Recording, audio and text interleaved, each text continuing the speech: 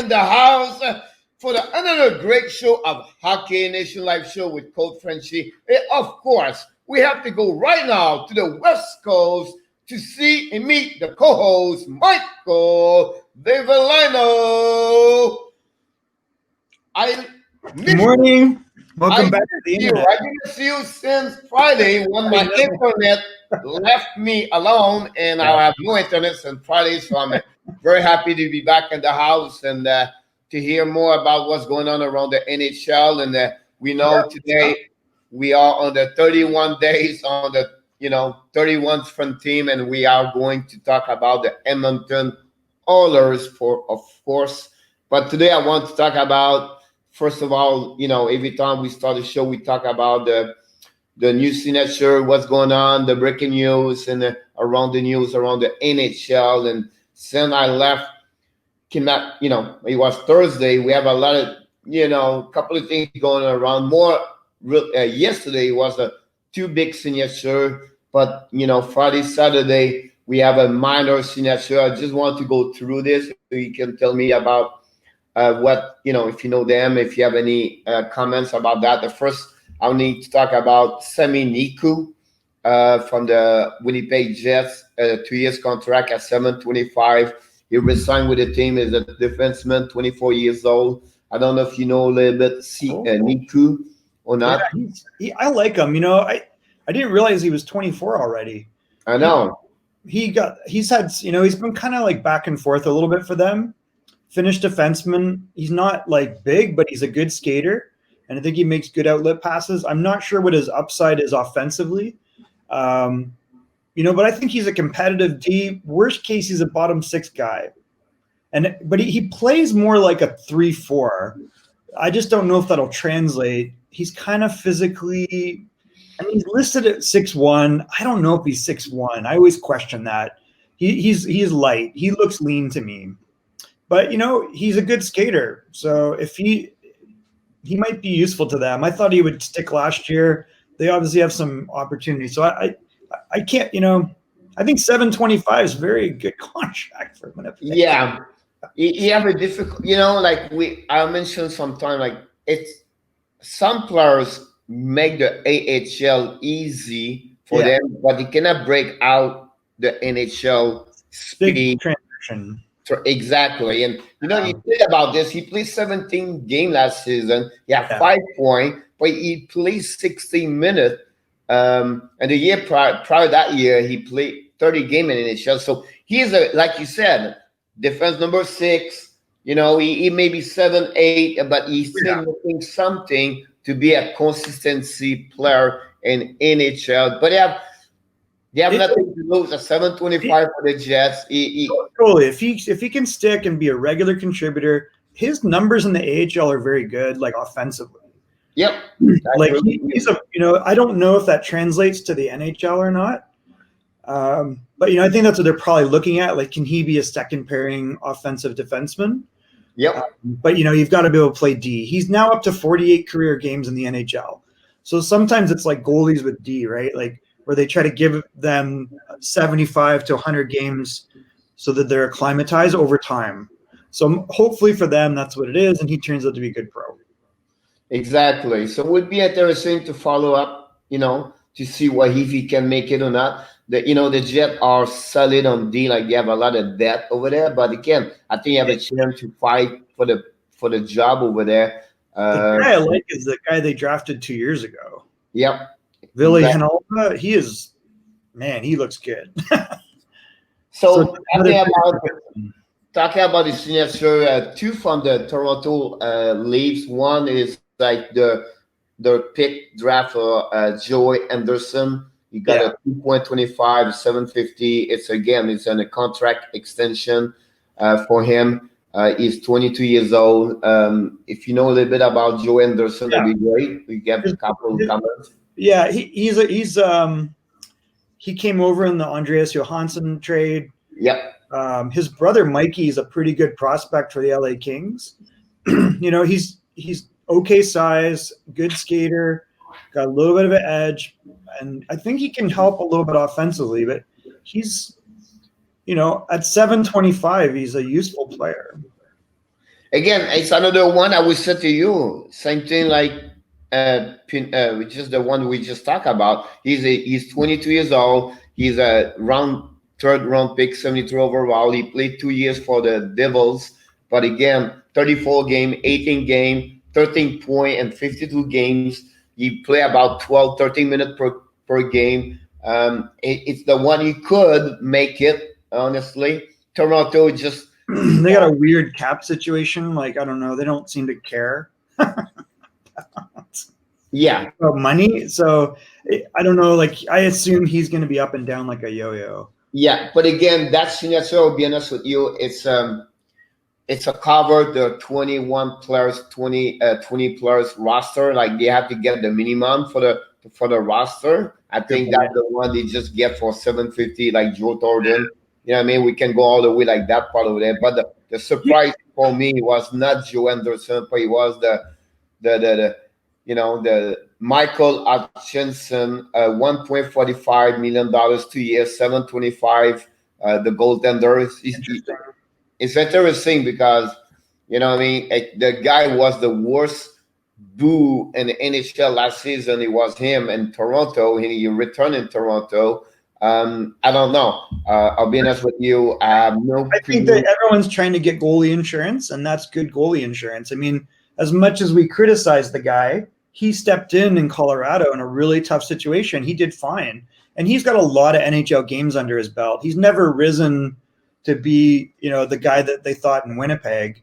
I remember him from Barrie Colts, and he was a good goalie then, but it just never fully translated. But he's a competent goalie, so I think as their third goalie, he's a pretty good option.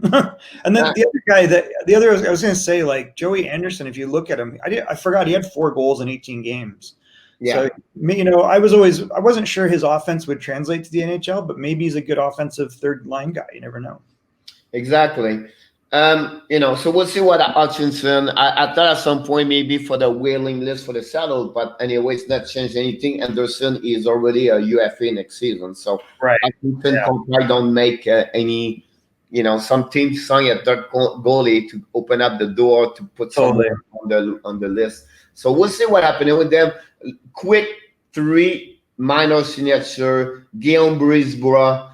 From the Vancouver Canucks. He's a defenseman, 23 years old. We don't have disclosure about the money situation for him. Colorado Avalanche for the free agency got Kyle Burrows.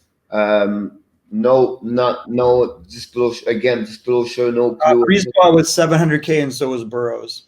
Okay, so they got that one over there. That 2-player again. We talk about up and down players. The 2 I was really curious about was Honka and then Foegele. Yeah, so the third one, is Julius Honka, defenseman, 24 years old.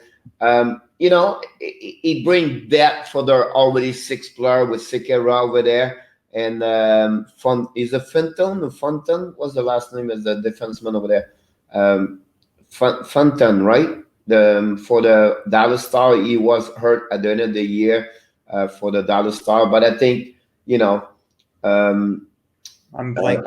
Honka bring that for the Dallas Star. He played, he played 29 games last season, 42 prior, 3 years ago, 16 game. It's a good 6-7 defense. Taylor Fedun, yeah. Yeah, exactly. So for me, like Honka was at 18, they had him in the AHL. So there's already been 6 years past. He had asked to be traded because he wasn't getting opportunity there, and they felt he wasn't really stepping up into the role. It's probably a combination of both. I feel like he was very similar to Jesse Puljujärvi. He's a confident kid. He's a good skater. He can make good outlet passes. You see there's a lot of issues around the NHL with Finnish kids, though. Like they have a little bit of an attitude, but they also have edge when they play. So it's kind of weird. Like you keep seeing these problems, right? Like you see Laine, you see Puljujärvi, you see the guy that was traded from Chicago to Buffalo, Jokiharju. Like you just keep hearing these weird things. I don't know what it is. It's strange, but they're very good players. I think he's capable of being not like a top 6. He might be capable of being a number 4. It's impressive. Like he was a first round pick in Yeah, 2014 and 14 overall. yeah, he's Um, high pick, and he played a lot in the AHL, and they had him in the AHL at 18. it's just remind me. It's so hard to play in NHL. It's just not easy. For Whatever sure.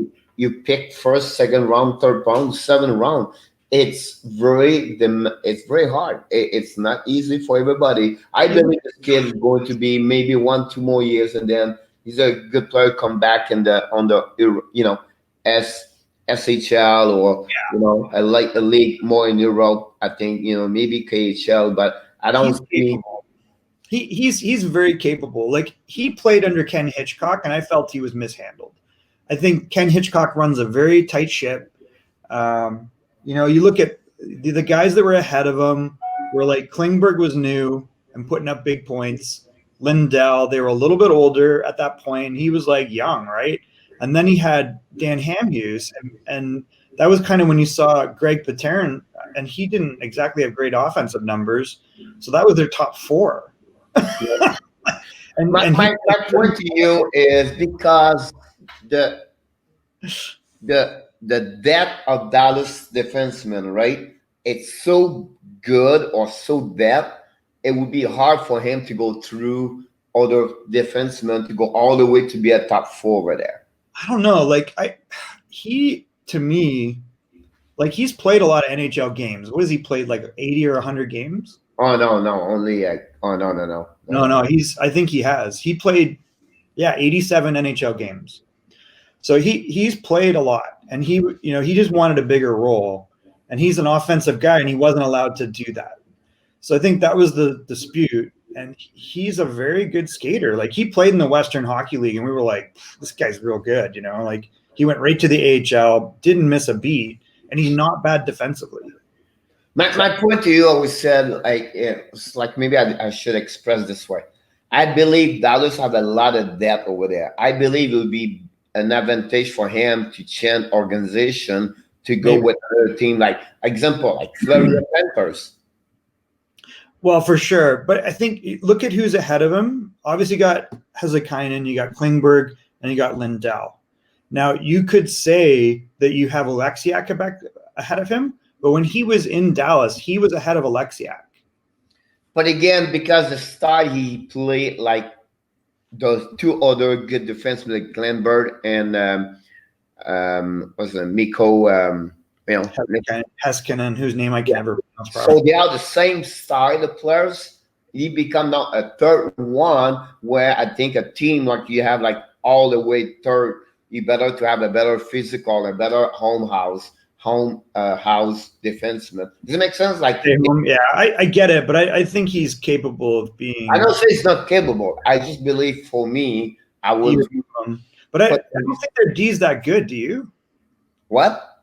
Well, I mean, Sekera's like settled into a bottom six, but we're not. He's always got injury problems, and Alexiak is played up into a 4, and he's definitely shown us he can do that. But I think that there's definitely room for Honka. I mean, they didn't do a lot to improve in the offseason, and I think this helps them.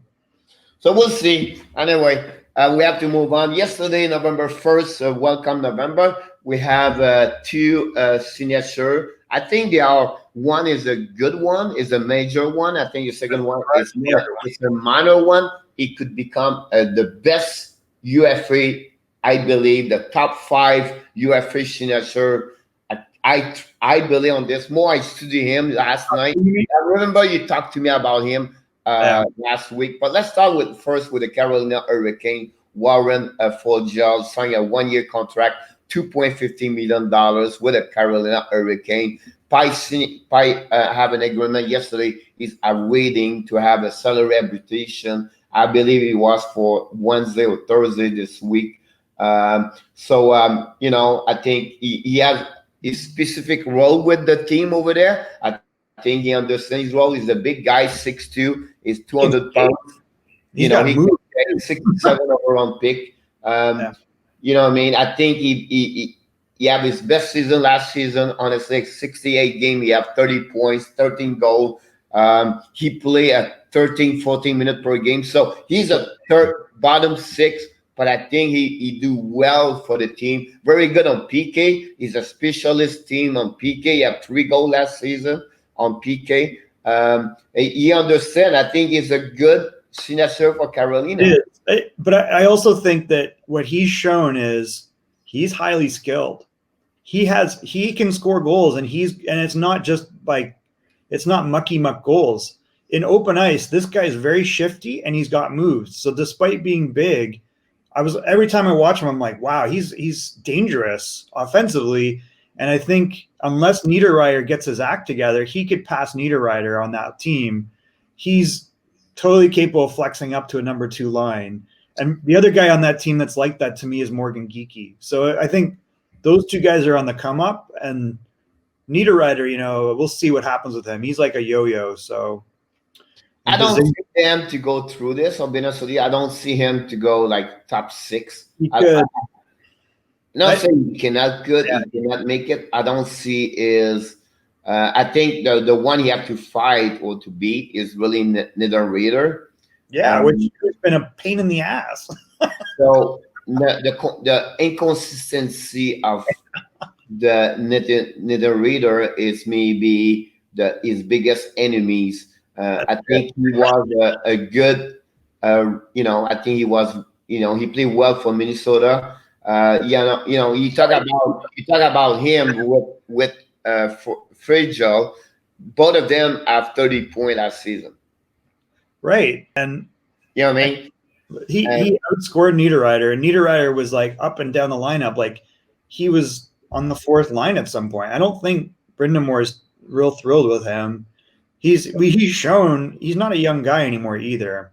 No, the problem with Niederreiter is like his last 3 seasons did not repeat what he created the 4 prior season, 36, 37, 43, 57 points. You have a season of 24, 20, 25 goals, Michael. That's 18 goals. That's pretty good. And then on 18, 19, he has like 14 goals in 36 games when he came for Carolina.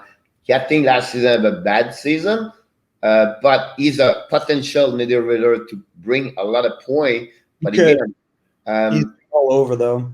Yeah, I kind of say like you got a guy that's like 3 or 4 years younger in Foegele, and probably on the thing about that one over there. I think they are strong on that side. You can, if you have Niederreiter or Foegele on the 3rd line, because you have a good top 6 over there. Yep, that's a good thing. But now I want to talk about that one because honestly, you like the other one. I did not know him more until I studied him yesterday, and I think you talked to me, but I said, I did not pay too much attention when you told me about him, but I really believe he have an upside down over there, and I think one of maybe the best team he can go, I think it would be Edmonton, Colorado. I think he can change, he can become that kind of player it is, and we talk about Dominik Kahun. He signed a contract yesterday with the Edmonton Oilers at $795,000. I really like what I saw from him. I just don't know. Maybe tell me why any team believe on him. Like I know Chicago trade him because they want Mata like a defenseman. That's a 1-1. That's understanding. But why you got a veteran top 4 out of it? So why I don't understand why Pittsburgh gave up on him and the Buffalo gave on him. I don't get it. I'm perplexed by it because he's had 2 productive seasons and on great teams. So I don't know the inside story. He's not like a big guy, but he's a good skater. He can score goals. Like the guy as a rookie had 37 points with Chicago, and they packaged him up and got Oli Mata, who's or is that what they got out of it? They got he got a 1st-round pick, I believe, with this part. Yeah. So then they got like a 5th-round pick with him for Oli Mata, and then they traded him to Buffalo for Connor Sheary and Evan Rodriguez, which is like, Evan's okay. And then I think Shearer is a UFA and Rodriguez with Toronto now as a UFA now. It was really strange to me that Buffalo walked away from him.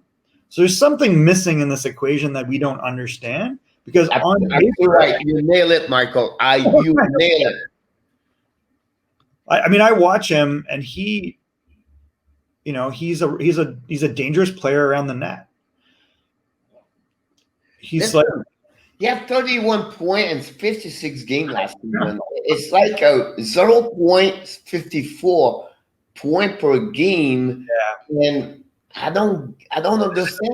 There's something missing. It's a little bit like Kelchinak. Like I tried to find, he's still like Kelchinak score more, I understand, but I don't see what. Yeah. So if you look, when he played in Pittsburgh, he played with Bukestad and Hornqvist, and I don't think he's a beautiful skater, but he's kind of like Hornqvist. Like he'll go to scoring areas, he can shoot the puck, and he'll do gritty little things to get open.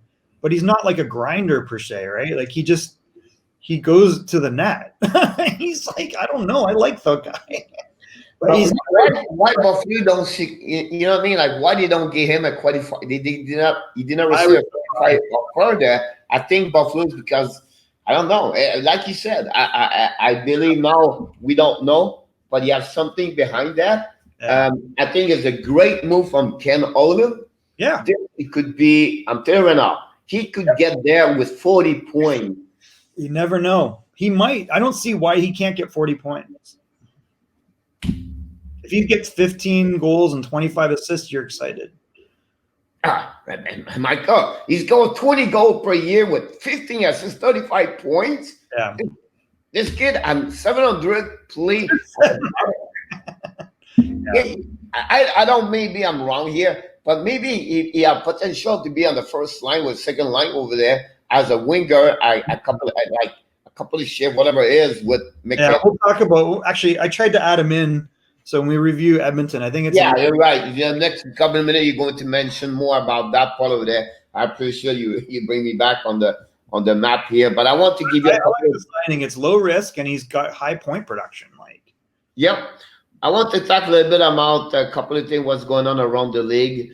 When we left each other, we shake our head and about the OHL body contact by Lisa McLeod to cancel all the body check and keep it. Is it for sure? Right now, it's still on. I have nothing confirmed right now. It's a joke. So I don't know what's going on around the league about that one over there. That we have the first time the Prime Minister spoke about this yesterday, or maybe early this morning, about the fact like they listening the specialists or the expert and everything like that. And I'll be honest with you, completely wrong about this part of it.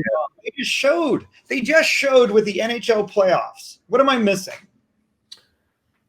Like not one COVID case. There's testing consistently. Yeah, they're in a bubble. Well, the players can be in their own bubble. No, the only thing that was said, I think they will targeting more what happening with a QM Hockey Junior League, where a lot of teams can cancel everything like that. But at the end of the day, I'll be honest with you.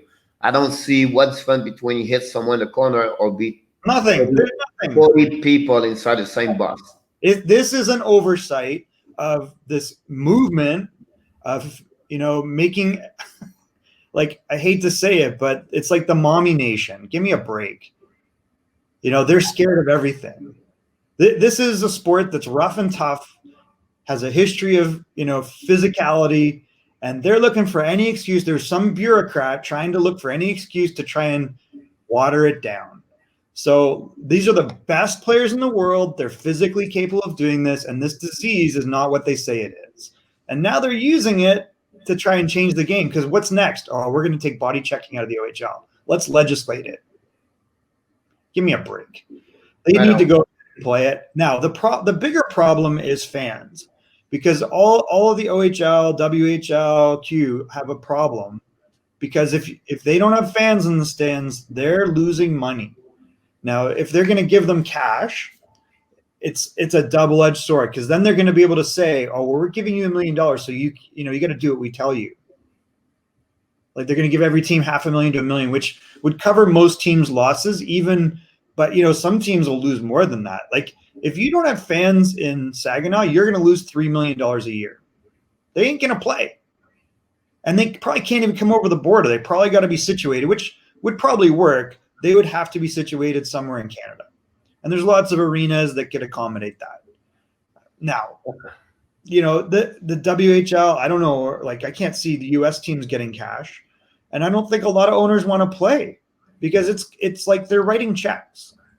You go from making $1 million on the top team. Like you look at a team like our team and there's like 6,500 fans a game and you go to zero, you're losing a lot of money. Like you're not just breaking even, you're losing money. Yep, I understand with that part over there. Two other news I want to talk about. This is like it's not about only like a specific player or like hockey, but it's related to hockey. I want to talk a little bit about the situation with Mitchell Miller. Now he got removed from the Arizona Coyotes. He got removed from the NC team. Is it North Dakota? Yeah, North Dakota. Yeah. Everybody knew this incident happened. What am I missing? Not new. This is when the kid was 14. Are we? No, Tommy said he a little bit longer after that. He repeat back to back, like he was one specific person, and then he did again the second time. He retired that. When was he 14? Is that when this happened? I think at two different age at some point. Honestly, I did not read all the way or make everything like I'm specifically knows everything about that, but I know at some point he recidive. He did it again. The second time he do it again with another person, so that's upset a lot of people. Here's my problem with that part. First of all, I want to let you know it's possible they will maybe sign with the SKA and the organization in Russia. That's possible. He go there, but my problem is this part with that is we are a society where we give, forgive, or we helping. How we cannot helping this person? That's my only problem about that one over there. How we cannot ask. I don't know. How we can helping this person to whatever he make a mistake, whatever is 8, 13, 14, 16, whatever is happening, right? How we can, why we let him down right now? Why we can put him down outside of hockey because he creates something where it's a big problem at the end of the day, I understand.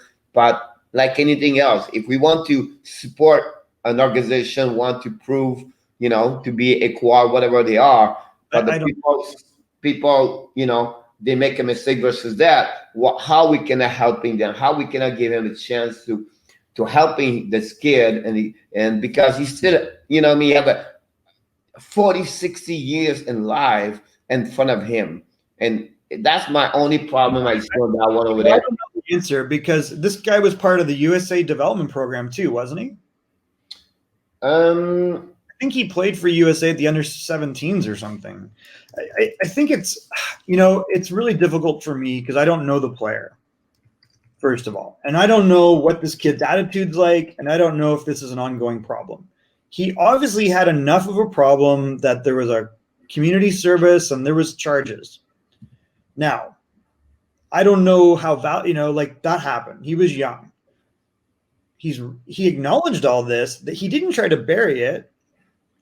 And to your point, we have a history of giving people opportunity after they've done bad things. And, nobody's heard from this kid. I don't know what he says or what his attitude is. He played in the USHL for Cedar Rapids and also Three City. He did. Yeah. Okay. So it's like, this is not a new person, right? Like this kid's been around. These problems are not easy to hide. And I don't think he was hiding anything. Like you're not going to go to the USHL typically and not have people know this, right? People talk. It's a small community. Now, is the kid a problem? I don't know. I don't know the answer because I don't know him. However, let's say that he's served this time, he's dealt with this, and now you've just taken away his draft position. I think it's gutless by the Coyotes. I think it shows that they're willing to bend to outside pressure, and maybe rightfully so. Maybe they were justified in doing that. I don't know. But it is disappointing because are we now saying that we cannot, it's like we're black marking people for life? But one thing I want to be sure people understand here is It's frustrating. I'm not like agree or what he did is No, it's completely horrible. wrong, right? It's completely, it's not acceptable. I Yeah, understand that part over there. of My course. only concern me, he's still a young man and not 18, 19 years old. How we can helping him? That's my point here. That's How as a we coach, I can, think the same way. Like now, you know what it's like. Sometimes you just have bad kids, and you just like, I don't know what I can do with this. It's just an out of control situation, and I don't know that this is or is not that. He acknowledged the problem. He wrote a letter to all the teams. They claim, oh, he didn't repent enough. Okay, but again, to your point, are we now saying that this guy has got the scarlet letter? That we can't, and maybe he deserves it. I don't know. All I know is he served the time and he acknowledged the problem. but again, what my other thing I would say to you, Michael, is the Arizona Coyotes knew about the incident. Yeah. So they signed him. They draft him. The Dakota, North Dakota, right? Buyers, Bradbury, right? Aware of the incident before bringing Miller to the campus. Of course. So are you saying that they gave this kid a scholarship? They didn't sit down and talk to him about it? Of course they did. Yeah. So at the end of the day, we don't want to pass all day about that part. It's just for me just about how we can helping someone make mistake in life at that young age where he did not understand. Maybe you maybe understand also maybe maybe because he repeatedly did that again, and also at the same time the family mayor quarters where the kid got bullied, we talk about how they can be helping that kid too to grow from that part, and both of them or both sides grow and help become better. They've gone through court cases and now they've created this big storm. So they have no interest. They don't care about that. I mean, they just want blood, which maybe it's justified. I don't know, but let's say all things being equal, the guy's apologized. He's done his time, and he's a kid still. Yeah. Now what? He's going to go to Russia? That's what we're doing. We're sending these kids to Russia. Like, come on. Yeah, it is what it is. That's but look like Pete Peters now. He's in Russia too, by the way. Is he really? Oh, yeah, I think he was working. Yes. I think I could look for you in a few minutes, but I think he's over there. I knew I read this a couple of months ago. Last thing, Pierre, which is the flip side is, if you're a kid, you're a family, and you have stupid ideas about other people or biases that come out in that way, there's there's ridiculous consequences now where if it's an accident, you're going to get punished. If you're really a bad person, that's going to come out. Yep. I think we always strive to have players that are honorable and work with their teammates and are not bad people. And so I think it's more important than ever that kids realize that everything you do now has consequences, especially in the age of social media. And so you have to, as an organization, first of all, organizations have to be diligent and have leadership to make sure that, you're not just a hockey player on the ice. You're a hockey player in the classroom, and all hockey players are student athletes. So that's the first thing. Second, they're gunning for you because you're male. Third, they're gunning for people that have stupid ideas where you're biased against other people. So especially if you're an athlete, you must be mature at a young age, and coaches have got to acknowledge these things.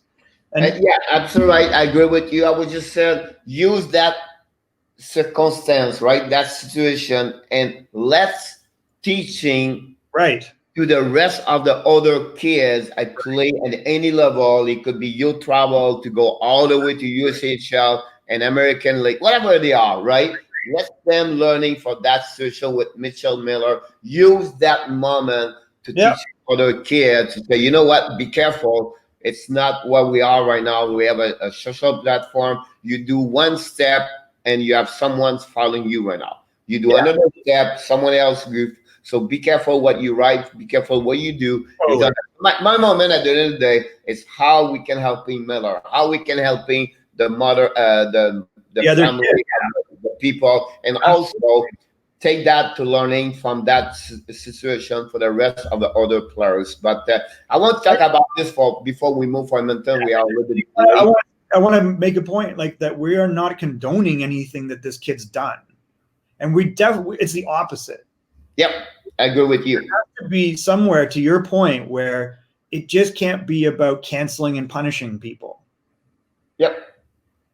Exactly. It's about helping make them better for that. Like anything else we said, if you lose last week, what did you learn about that? When you failed, what did you learn? Use your failure to get better. And that's what we try to accomplish with the discussion. Exactly. We want good citizens. We want people, aren't out there acting like idiots in a lot of ways. Yep. I agree with you about that one over there. Bring the next one. I want to finish two little quick point. It's November, and I think November is a great month for a couple of things. First of all, the Blackhawks, read land acknowledgement statement before the home game team events about this month is about November is the Native American Heritage Month, and the Blackhawks are really contribute and collaborate with the Native American people. And I think it's very important to be mentioned about that one over there. I think it's really good for what Chicago does. And I think I just want to mention to you about that one. So they're trying to help the Native.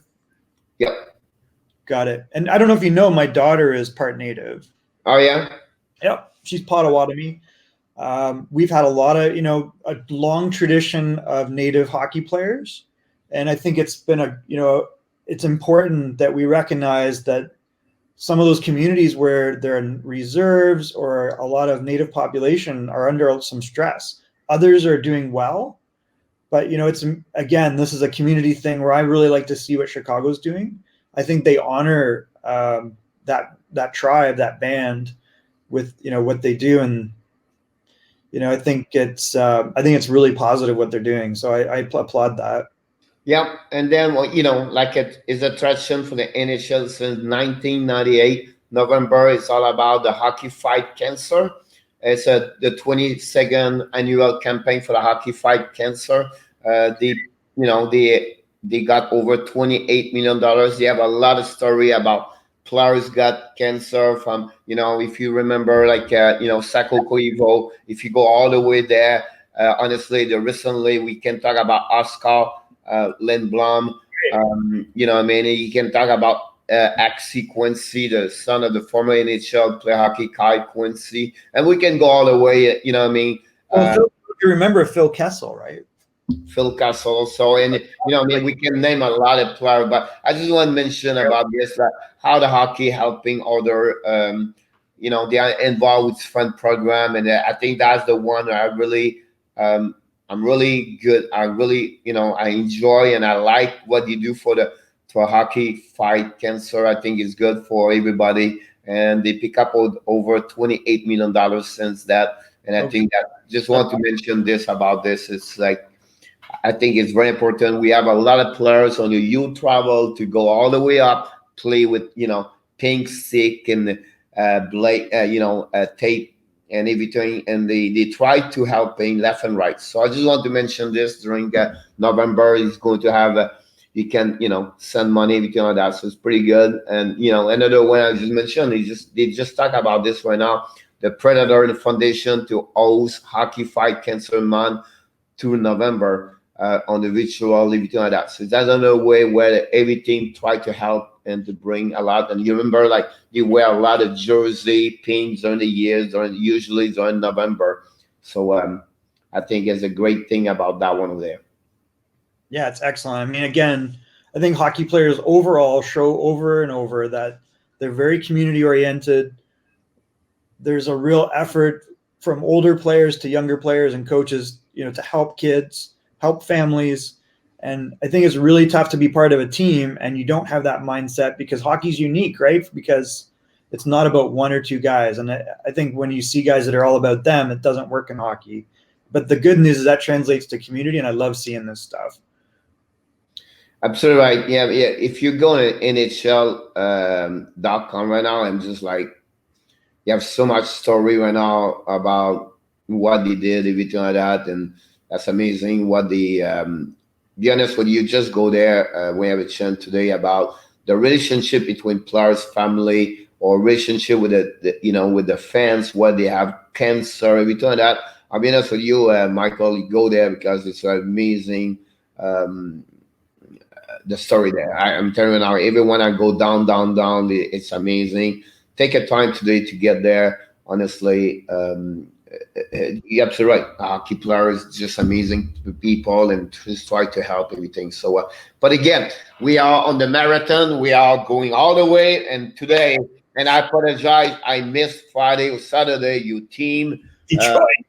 Uh, Detroit. we have one team, we have two teams, we can talk forever. It's a Montreal and the Detroit, and I miss you. I apologize.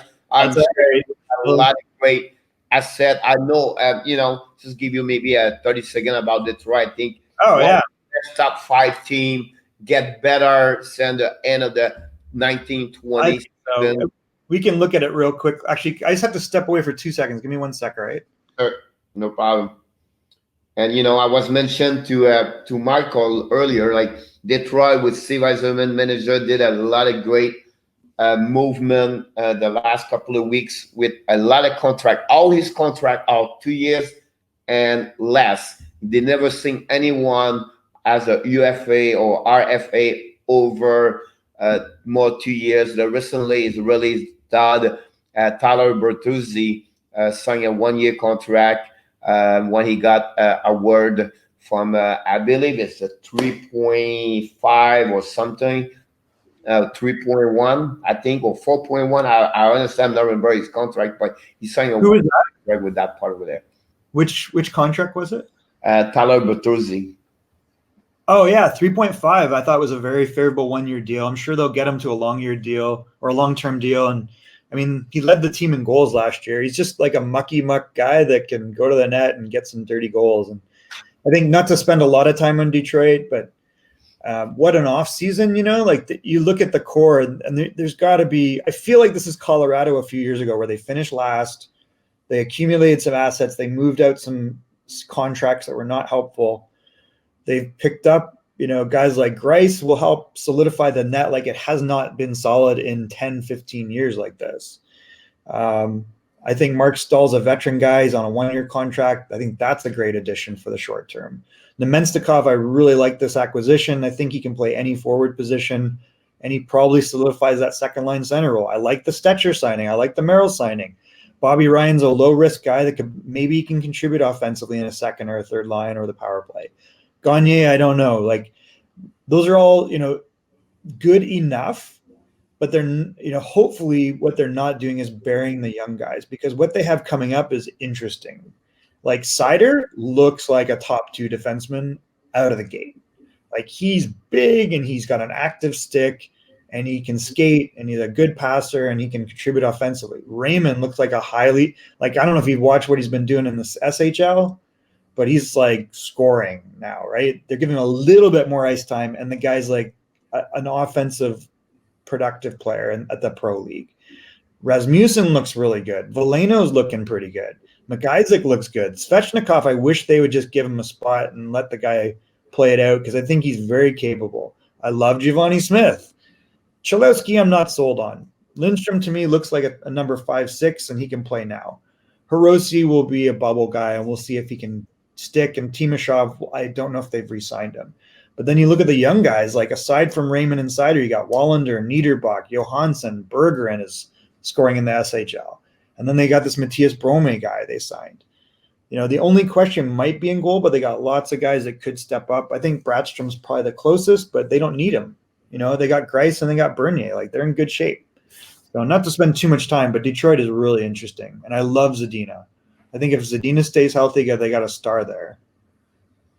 I'll be honest with you. They're on the transition, right? That's the key about that one. So, the low expectation.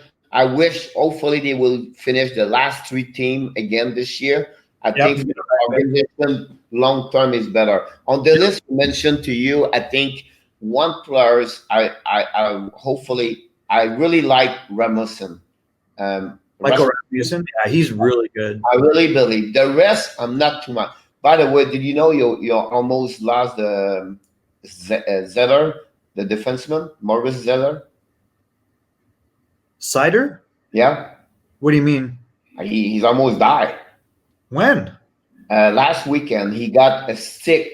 He fouled and the skate of the opponent player came to his about like 1 centimeter or close to his neck. Oh wow. Yeah. Oh yeah. They talk about this like he was like really dangerous play. He could be done. It was no injury, right? He didn't get any. Oh wow. But if you see the video of that one, it's a really scary moment. I'll be honest with you. So did he? Oh yeah, I'm looking at this. It's weird. It wasn't. I didn't see it pop up. Yeah. So it's really amazing about that part over there. He had the neck protector spared him. Yeah, exactly what happened about that one over there. Wow. So but I think is the one. I think Lucas Raymond is doing well right now. The SHL over there. So the fruit story is there. You still have a lot of miss. Right. They miss a couple of miss a lot of piece over there to fill up. But I think Eiserman he knows he's on transition. He knows he take time. I think Eiserman he see himself like 5, 6, 7 years ago with the Tampa. Yeah. When he would build a team from the bottom to the top.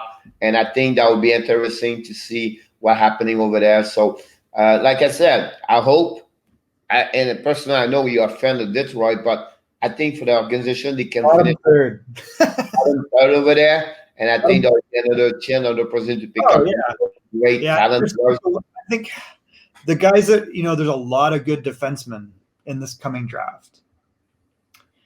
So that look at the top 6 right there. I just want to be sure, what I mean? Look at the top 6. The only player right now he could be out of this at some point is not the right share is Nemestikov.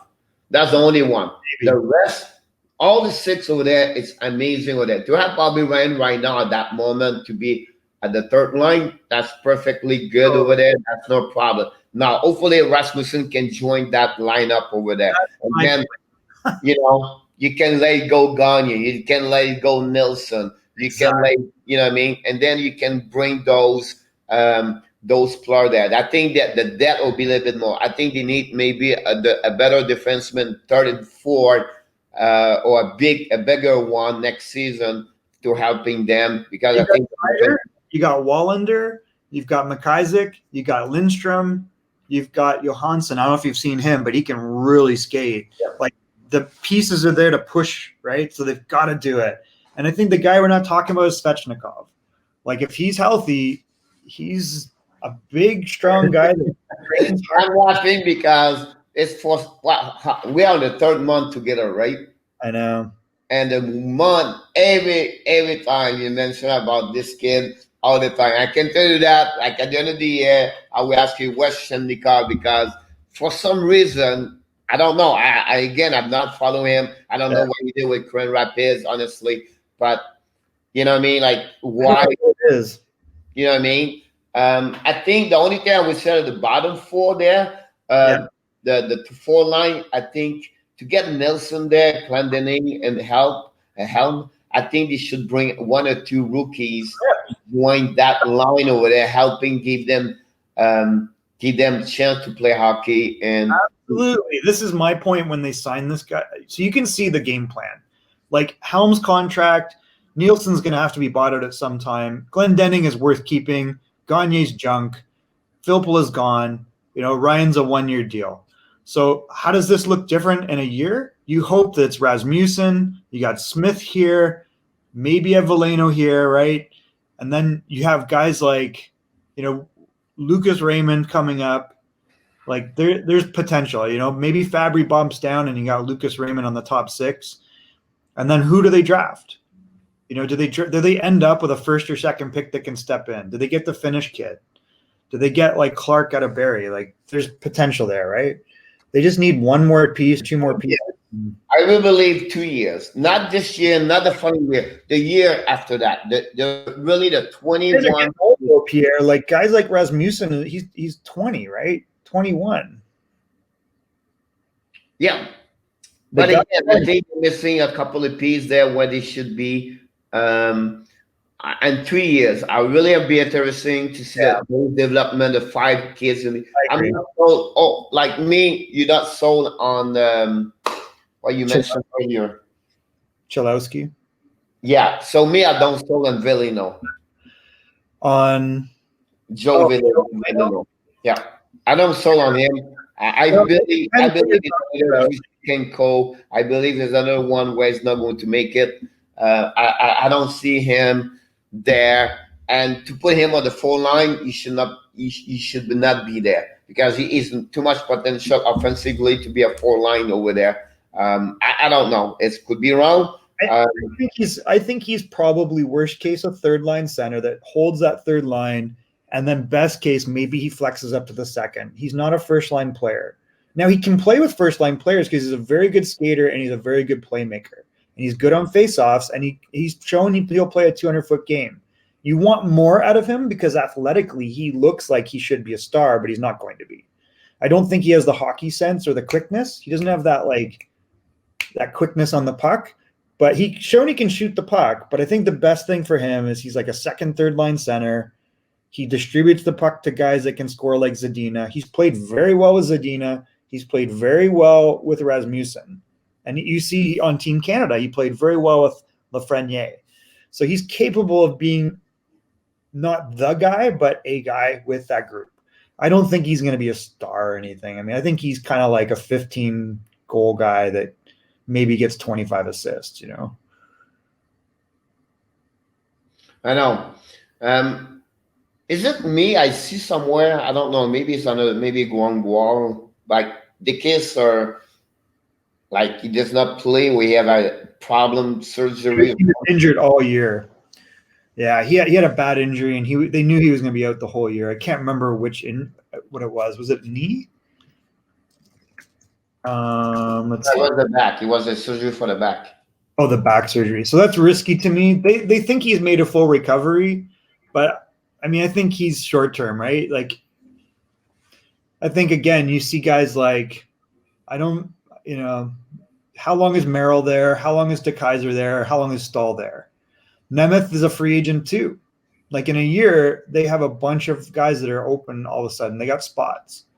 So I think that's the strategy is they know they have all these defensemen. Like they got Sider, they got Wallander now. He's probably a little farther away from what I see, but he's an interesting prospect. Johansson looks very good. He can really skate. I don't think you're going to get offense out of him, but he's a great skater. I think that you've got McIsaac, who looks like he could be a top 4, maybe 5, right? And then you've got what's the other D that they've got? I'm blanking on the other guy's name. Sider, McIsaac. Oh, Lindstrom. Lindstrom can play now. I mean, Lindstrom last year, I don't know if you saw him when he came up. He was very good.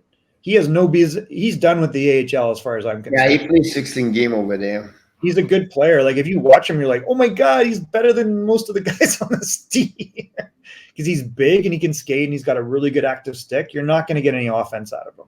He's like a 5'6", but he's a very good 5'6". Yeah, I agree with you about that one over there. They still have a lot of project over there to work. Projects, man. They need time. They need 2 years, like you said. What happened with Christopher Hand? They let him go. He was terrible. He played one of them for 14 game in the NHL. He's just got no bite to him. Like the guy, I mean, I know he's playing third, fourth line, and he just can't finish it off. You know, like he's a good skater and good tall body, but. So we didn't mean to do Detroit today, but we did it.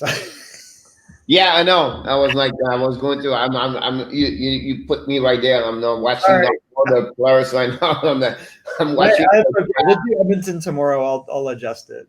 Yeah, we'll just go back to follow up with Edmonton tomorrow. It's not a big deal. It's not the end of the world. I think it's good to talk about Detroit. I think it's good to follow them, and you're part of this, and so it's good to talk about them. So. Great stuff today. Again, we have we bring a couple of news going on in NHL.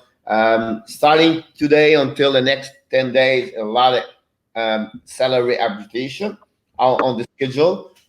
for a couple of RFA. It will be interesting to see Strom situation over there. A couple of players are there to see their situation if the player is going to sign before. So Great. I expect a couple of players be signed the next couple of days because of the situation of the RFA. Yeah. We still don't know what's going on with Hoffman, Granlund, Vatanen, and of course Armonic. It'll be interesting to follow up with them also this week. But again, some of them are going to be pushed back until the situation knows what is all about. I think starting soon, we need to check in, maybe do it every Monday, the power ranking, the 31. By the way, I got this for helping you. I got the little magnet team. So we're going to have those situations right there. We can put on the board right there. And I think it'll be good to talk about this when we're going to be ready for that part. So we're missing hockey, honestly. And I just want to finish this program about, we know the situation all around the world coming now, more shutdown about COVID and everything. We just want to be sure everybody be safe, be smart. We know this week is the election in USA. I'm not a politics guy. I don't want to give you more information. I just want to be sure one thing here. Be smart, respect, what direction we're going to be. You know what I mean? It's not matter. I think we have to be respectful and go through that COVID and bring hockey back, bring any sport entertaining. That's what we're missing the most. And be safe and be back here. And then we just want to say, don't forget to subscribe to your YouTube channel and our Facebook page under Hockey Nation Live Show. We're going to continue about this every Monday to Friday, at least 11 o'clock when we can. And then weekend, we try to be here, but not always perfectly the best for everybody. So thanks again, Michael. Great show again today. Thank you guys have a great week. So we'll be back tomorrow again at 11 a.m. Eastern Time for the Hockey Nation Live Show. Have a great Monday, everybody.